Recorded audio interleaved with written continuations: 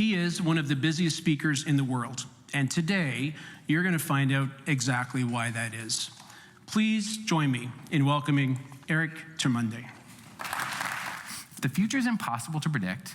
The talent shortage is still here. And I gotta tell you, the world keeps moving faster. What can we do today to lead incredible teams that will help us navigate the future of work? You know, the funny thing is I think we've been asking the wrong question about the future of work. We've been asking, what does the future of work look like? And I just don't think that's the right question. Because if we don't know what the weather is going to do, how do we know what the future of work is going to look like? The question that we should be asking instead is, how can we build an incredible team regardless of what the future of work looks like? So that whether the unemployment rate is 3 or 30%, we don't have to worry about where our team is going to go.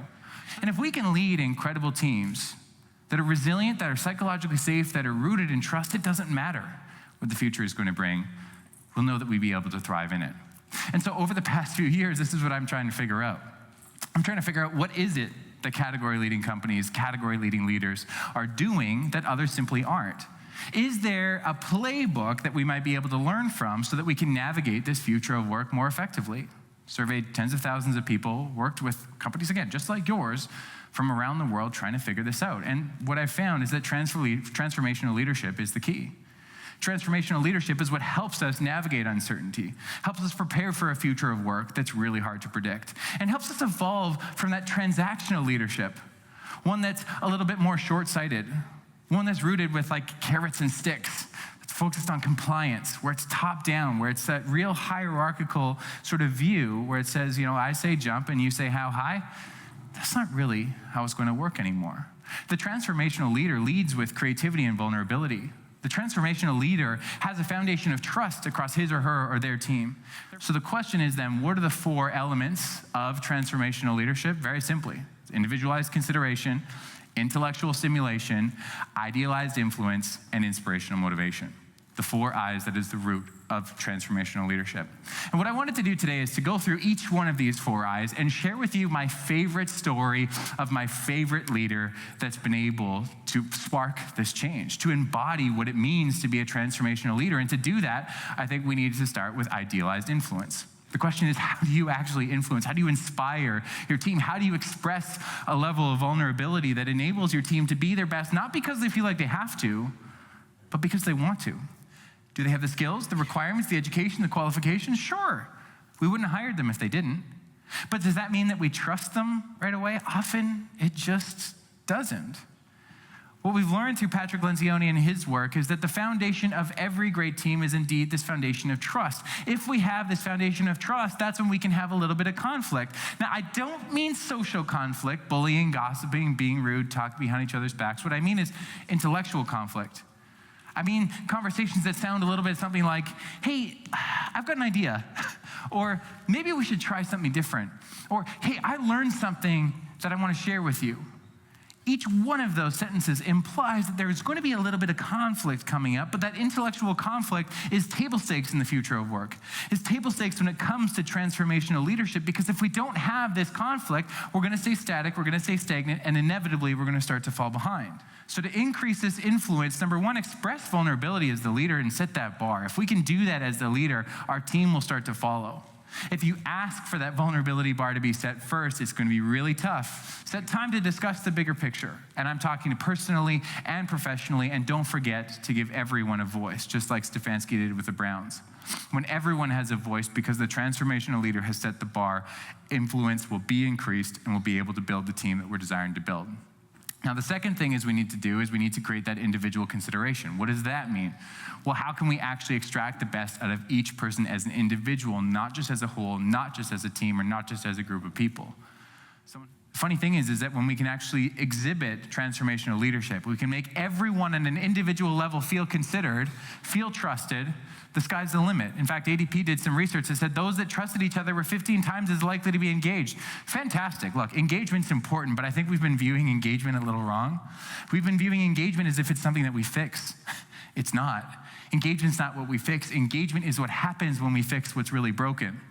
When people feel seen, heard, understood, when they feel like they're a part of a community, when they feel like they belong, when they feel like they're trusted, engagement follows. Engagement doesn't lead, engagement follows.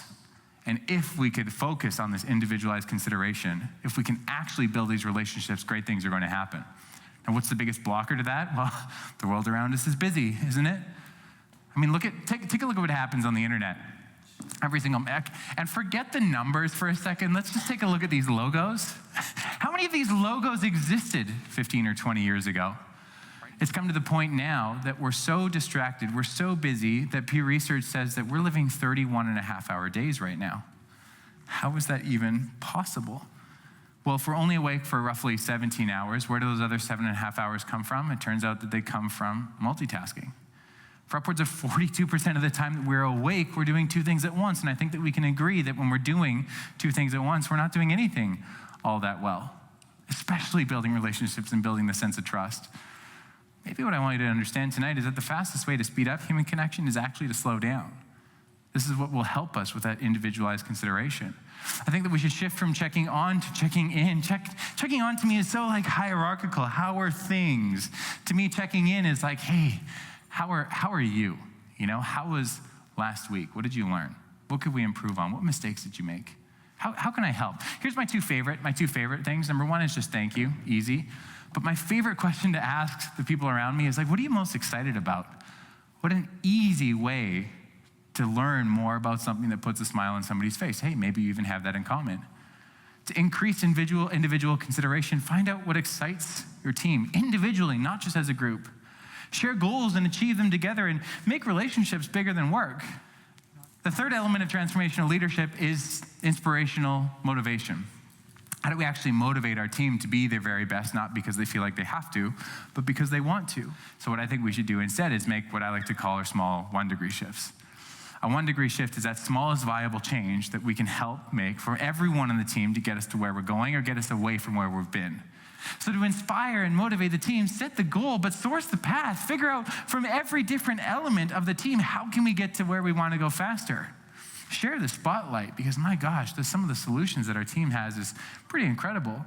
And don't forget to reflect and revise, because the world around us is moving faster than it ever has before, but only a fraction of the speed that it will in the weeks, months, and years to come. Which leads us to intellectual stimulation, which is kind of where this whole thing has been taking us. When our team is enabled to solve some of the problems, when they feel like they have a voice, great things are going to happen. And this was exacerbated in the pandemic when Harvard Business Review did a big study on this. What they found is that when our team is enabled to solve meaningful problems, motivation, engagement starts to go through the roof. And it's not just because they're allowed to solve these meaningful problems. What we found is that the root of happiness is actually a sense of contribution. And a sense of contribution indicates that their voices are seen, heard, and understood. Now, what we also wanted to figure out is it doesn't matter if these team members' ideas are actually implemented. The answer is no. If they're seen, heard, and understood, if they're intellectually stimulated and actually have an opportunity to either learn or contribute, that is the X factor. So we got to ask, what should we start, stop, and continue doing? We're going to hear great ideas, maybe even before the session, maybe after, from the networking that we're going to do. Maybe we can try something like that, small 1-degree shift. We know the world around us is moving faster than it ever has before, and yesterday's best practice isn't necessarily today's best practice. We can break free from that. And knowing that 99% of the things that you're doing right now are working really well, end this meeting with what should we continue doing? Validate what's already working really well. Two things happen. Number one, we start to get great ideas. But number two, we create a psychologically safe space where creating that safe space is imperative, whether we move forward with the idea or not. Where do we start? Well, we start by asking, what can we do more of? What are we doing too much of? Who are we have been inspired by lately? And what that does is that sets the goalpost out at the end, helps the leader set the goal, and then helps the team figure out how we can best get there. To intellectually stimulate the team, look outside of the industry, learn from other teams, can bring people together, break down those silos, and share failures and successes so that conflict becomes more okay. That psychological safety becomes paramount across the team. Here's the thing. I started off this evening by saying that I have no idea what the future of work is going to bring. I don't even know what the weather is going to do tomorrow. But what I do know is that if we can actually embody transformational leadership, if we can navigate this future of work together by building incredible teams that trust each other, that are motivated, that are able to do the very best work that they can do, that we don't need to know what the future of work is going to bring to know that indeed the future of work is going to be incredibly bright. I'm going to stop there and say thank you so much for your time tonight.